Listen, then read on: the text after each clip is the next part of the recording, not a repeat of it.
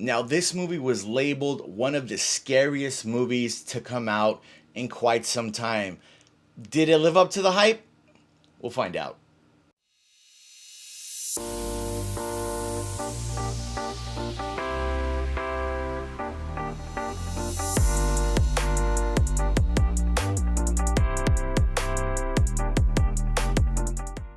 Now I'm referring to Longlegs. Now I had a chance to catch Longlegs last week. I'm not gonna spoil anything. I'm gonna try not to at least, and if I feel like I need to spoil something, I'll put a little disclaimer. But I'm gonna try and avoid that.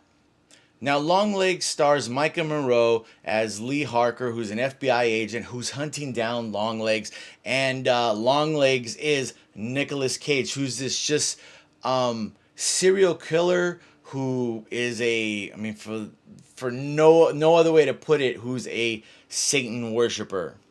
Now, the way the movie kind of starts off is Micah Monroe's character Lee Harker is on another case, and she kind of like figures out something without any really, not so much explanation, but you could tell she's like has like an instinct, and she figures this case out. Something happens, and then the FBI gets a hold of her and say, hey, like, you solved this case, we're really looking for someone to help us with this case with Longlegs, because he's been killing people for the past 2 decades, and we really need to track him down because we can't have any more people dying. And so that's kind of the story.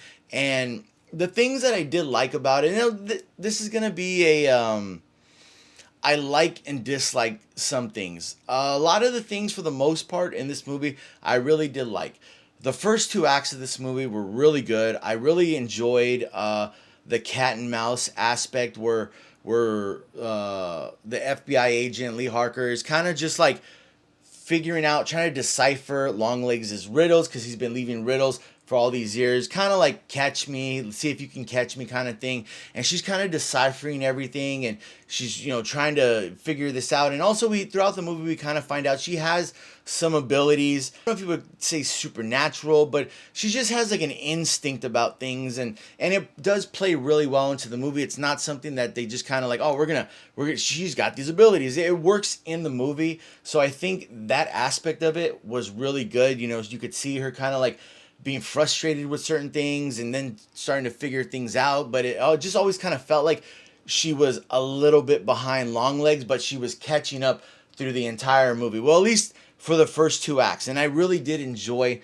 that part of the movie. I thought that played really well. I think Nicolas Cage as Longlegs just really, we don't get a lot of him, but the on screen that he's there, I think he's just very demented, very kind of crazy, very, just a loony person. I mean, it's one of those things where it's like, you've seen Nicolas Cage play this role, but it fits perfect for this movie. Now, aside from the story itself, the elements of, I would say, the sound design, the acting, obviously, just the cinematography of this movie is just, overall, all of that stuff is just high level and very, very well done. There's certain shots, and I think they do a really good job throughout the entire movie of making you feel like for lack of a better word, I call them the heebie-jeebies, being creeped out. It's just one of those things where it's like the way they kind of frame certain shots, you're like kind of like waiting for something to pop out in the background, because these type of movies, you're just like, oh, I know something's gonna happen. What's going on in the background? And sometimes something is there, and sometimes something's not. But the movie does a really good job of kind of making you want to focus on things that are out of focus. Like, did I see something? Did I not see something?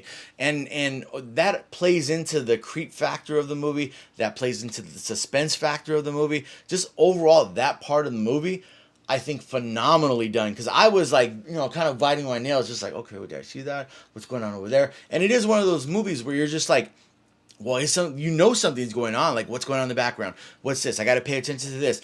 And another thing I will say, the sound design, just wonderfully done. I think there's parts in this movie are so silent where you feel like, just her writing something that kind of amplifies, and that goes into the creep factor as well, where you're just like, you're listening for something, and she's writing something, and you're expecting something to happen. And I would say there are some jump scares, not too many, but they're not cheap jump scares. And if you've watched this channel long enough, you know I'm not a huge fan of cheap jump scares. And I feel like there's not a lot of jump scares in this movie. I feel like there's moments that just kind of like catch you, and those worked perfect for me.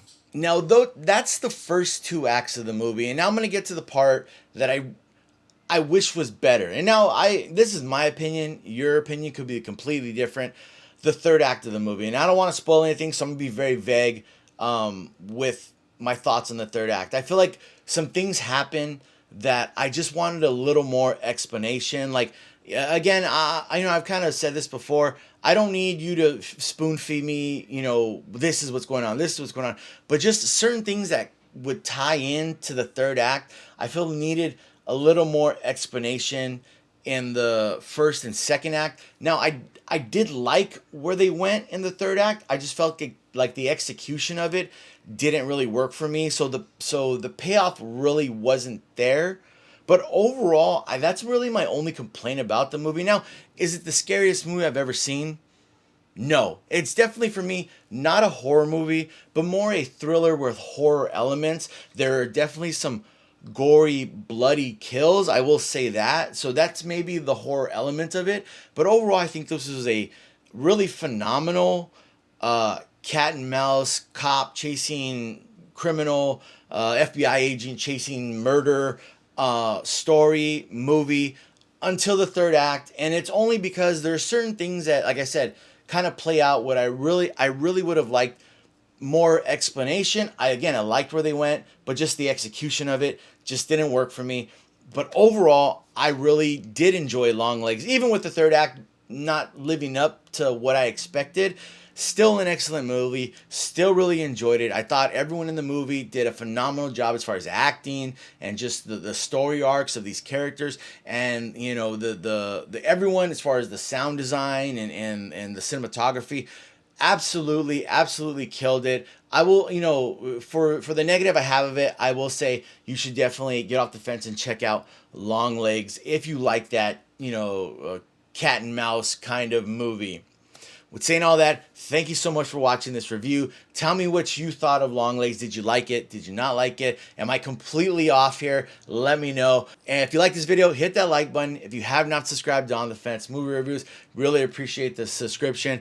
Help support the channel. You can also check us out on Instagram on the Fence Movie Reviews, and that's where I kind of post like where I'm going or my review, kind of like my number review of the movie itself and what little quick things that I liked and didn't like, the quick reactions. But saying all that, remember, we'll catch you on the fence.